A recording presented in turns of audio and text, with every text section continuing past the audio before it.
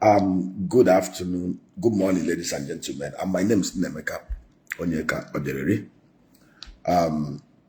How I wish and pray so much that our leaders and the majority of us will truly appreciate and understand the value, the agro value chain, its value and important linkage to manufacturing and the huge opportunities inherent therein. And like I've always said, not everybody will be involved in agriculture, but agriculture also has a very important role in playing in creating jobs and adding so much value to the GDP of Nigeria. Since we are still stuck to we are not even entered the industrial stage in Nigeria. That is how terribly backward we are today in this country. We are not aspiring to go to the moon. We are not aspiring to build rockets like our peers. What we are aspiring is how we can even satisfy the physiological need of over 197 million poor Nigerians. You know, the basic HDI grew our literacy level from the current level to 98%, provide access to a health facilities in such a way that our life expectancy from birth will move from the current 54 years to the level where Singapore is today, 80 years plus. And then try as much as possible to improve the living standard of the average Nigerians, narrow the widening Gini index in such a way that our gross national income per capita can even move to $6,000 to $10,000 per capita. From the current paltry $1,000, it fell today from $3,000 in 2014. I am not here to share words, I'm here to provide solutions. And how are we going to do this? If you look at countries like Netherlands, countries like South Africa, countries like Israel, countries like USA, those involved in agriculture are not up to 5-6% of their population, but they are doing massively well. In Netherlands, 18 million people. In fact, from the dairy sector alone, dairy sector in Netherlands employs only about 7,000 people, but they do about $24 billion annually. Cross-check and fact-check me on this, the whole value chain, dairy, poultry, and everything. So, what do we do? In South Africa, only about 11,000 farmers feed the whole nation. You know, in Nigeria, we don't need to have so many people. We just need to work with those who understand the value chain, who appreciate this, who are very passionate about it. Just like Dr. Michael Obara was passionate about creating so much value from the agri sector. His vision was very simple: put affordable food on the table of every indigenous of the old Eastern Nigeria. And he was able to do it because in 7 years, he built the fastest economy in the whole of the Commonwealth and grew it by about 9.5% and built over 214-kilometer industrial belt, mostly agro-driven. And we can replicate the same thing and even surpass it. So why am I saying this? I had a trip of the East Africa from Rwanda, you know, to Nairobi, and something baffled me. Rwanda is landlocked with 6,000 square kilometers. Rwanda has smaller land mass than the southeast of Nigeria with 8,000 square kilometers. Yet, I did an experiment. It's easy for you to export agro commodities out of Rwanda that is landlocked to 6,000 square kilometers than from anywhere in Nigeria. And it baffles me. We are busy telling ourselves, oh, we need to go look for investors. We don't need to look for investors. All we just need to do is to put in place the right security framework, the right policy and program framework to catalyze production, processing, storage, and distribution, and export. I'll give you an example. I have a mandate now to do 10,000 tons of chili pepper, dry chili pepper. Very simple to produce, very simple to process, very simple to export. 10,000 tons, that is $25 million.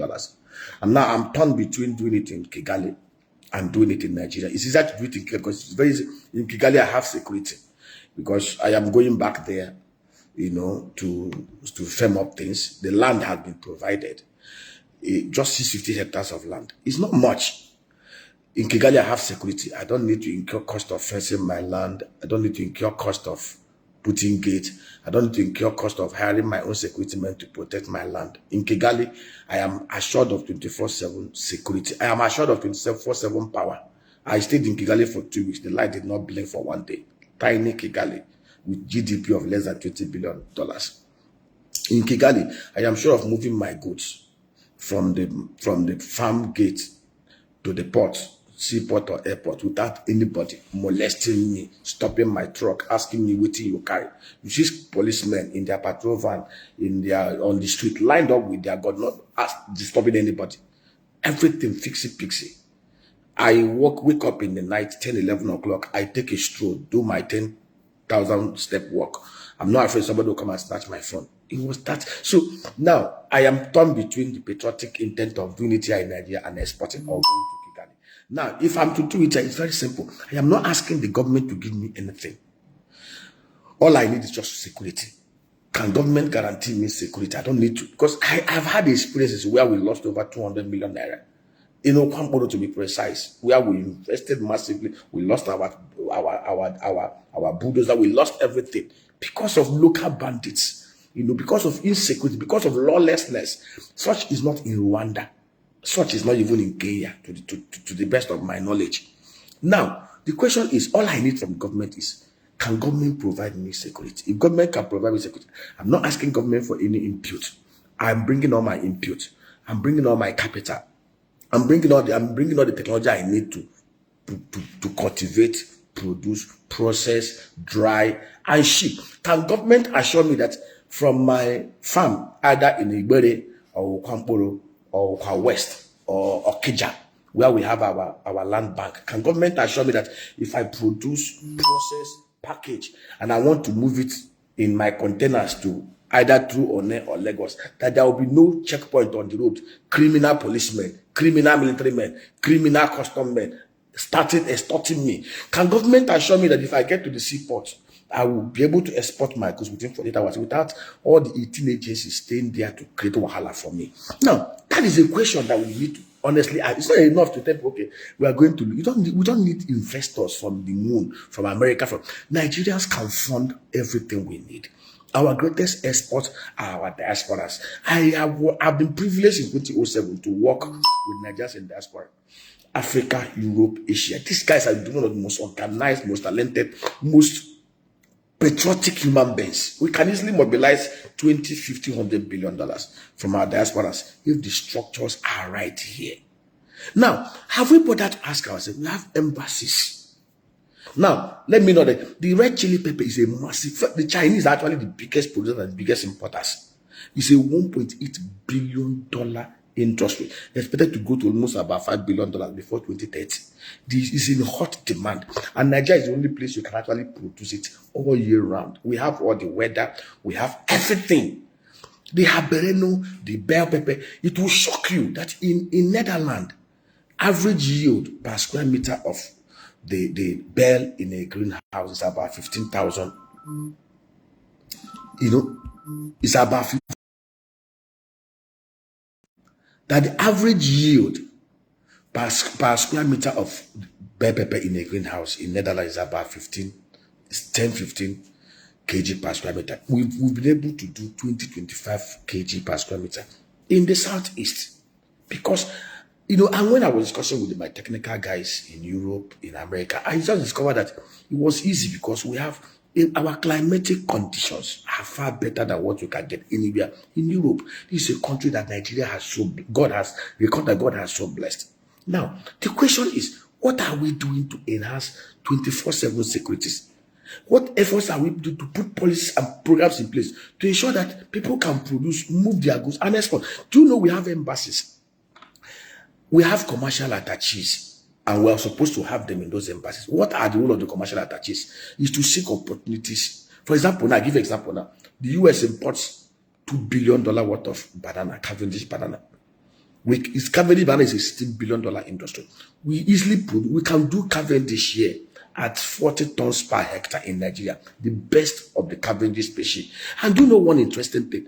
Even Afro-Exim have done a lot. In Ogun State, Afro-Exim has set up a quality assurance center. They are doing another one at Salmon Bako Airport. What it simply means that you can actually certify your production process to be world class. Once you do it, you can easily export once we have that certificate. So Afro-Exim has actually simplified it for us. So what are we doing in terms of government? The other day I heard that the AFDB is giving $2.2 billion to the governors in some centers, 7 zones. And I ask, who are those participants? It's not just going to be, some people misunderstood me. The truth is, If you watch closely, it's actually they're going to share the money among the cronies of the governors or those who are arranging the monies, who are not passionate about agriculture, who have no track record. And at the end of the day, we end up incurring debt that does not catalyze productivity in the land. That $2.2 billion AFDB is bringing in. If you hand over that $2.2 billion to me, I will use it to create 367 agro clusters, $6 million each. And from each of those clusters, I'll be able to produce $42 million annually. And I will create over 5,000 jobs from each cluster. In fact, annually, that $2.2 billion will yield $15 billion. In 2 years, we'll pay back AFDB. And that is the truth. But, I've never seen a country as blessed as Nigeria. What I expect, that was one of the South American countries. We are celebrating exporting just 9 tons of bell pepper into America. You could see the coordination from their home country Ministry of Agri to the Ministry of Trade and Commerce to the embassies. The job of the commercial attaches, for example, now I'm talking about Cavendish, is the job of the commercial attache in America. You're going to find out who are the importers of Cavendish in America. Then link them up with the producers of Cavendish in Nigeria. All you need to, who are the importers of Cavendish in America? Find out who they are. Find out what they need in terms of quality, in terms of process of production. Then link them up with those in Nigeria. And then provide the easy flow from end of the market to the end of the market. And Nigeria will earn forex. The same thing for every sector. If it is bell pepper, if it is habanero, if it is chili pepper, if it is yam, if whatever we can. And interestingly, we have the highest competitive advantages in most of these things in Nigeria. Netherlands does about €24 billion from the whole dairy value chain. Nigeria can actually do ×3. What do we need to do? 2,500 agro-pastoral clusters in the north, each of them housing and hosting 5,500 cows, 5,000 milking cows, 500 bulls. The Frisian hosting species that can give us about 20 liters per day milk from each cow. We've done the numbers. It will take $15 billion to establish 2,500 centers in the north. It will create 125,000 agro rangers that can create so much security and enhance security in the place. It will give us $109 billion. In the southwest, we've done the numbers. We can do $60 to $91 billion in the southwest. In the southeast, we can do $25 to $400 billion in the southeast. In the same in the south. We've broken it down sector by sector, industry by industry, the whole agro value chain, linking it from the upstream to the midstream, to the manufacturing, even to the processing, to the export market. All we need from the government is put security in place, remodify the security architecture in Nigeria. All we ask for government, put programs and policies in place, put law and order in such a way that we can have the same ease of export like Rwanda, like Ghana, like Kenya. From Mombasa to any part of Europe is about 7,000 kilometers. It's farther than from Owerri. From Owerri to or Lagos or Port Harcourt or Abuja to any part of Europe is less than 6,500 kilometers. So we can actually export faster from Nigeria to Europe. Kenya does about $3.5 billion, which is fresh things. We can even do ×10 what Kenya is doing because we won't have better demography. We have better water, climatic, everything. So when I hear government say, oh, we are going to look for investors, I laugh. Investors are like suitors. Investment destination are like the bride. It's how you prepare yourself as a bride. Like Esther, that will make the king to admire you and marry you. And that is the simple truth. The honest truth we have refused to agree and accept. We have people in place of power and authority in the public places who do not even have the passion, to lack the understanding. They don't even know what they're even engaged to do. And it baffles me. This is one country that can actually generate nothing less than $50 billion from the agro value chain. Upstream, midstream, manufacturing, exports. We can do it very easy. The $2.2 billion Aki is going to hand over across the zones to the governors under whatever. Somebody told me, oh, you think Aki? Let me tell you, in this same country, we borrowed after 2015 June 30th, our external debt was less than was $10 billion. Today, it's over for $2 billion. The $2 billion loan were given to the Abuja and to the states for different things by AAA rated lending agencies, the World Bank, Afro-Exim. So how come we borrow $32 billion? We can't see it anywhere in terms of impact on productivity in Nigeria. The problem is that these lenders will keep on lending. They do that. What is the sincerity among those who purport to lead us in terms of utilizing these funds to create value?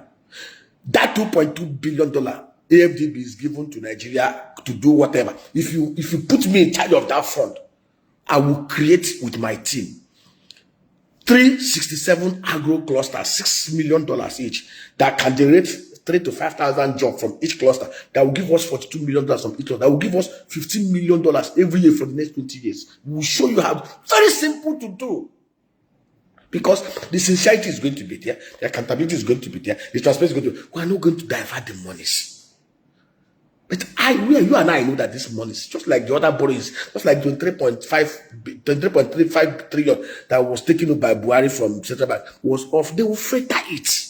And they will keep on. Today, our total debt is almost about 123 trillion. Debt is good, borrowing is good, but you must tie it to projects. If we borrow $15 billion today to create 2,500 agro clusters in a very awesome and transparent manner, we would add $109 billion every year to this economy. The Southeast can actually generate $25 to $100 billion without anything from Jack and Fack. But we need to put security in place. We need to put the program, policy framework in place to drive it. The Bible says, my people perish for lack of knowledge. But interestingly, we share the knowledge with them. But they don't accept it. They don't work with it. The only truth and knowledge you know that will help you is the one you rightly apply. We'll keep on sharing. May God have mercy on us in Jesus' name. Amen.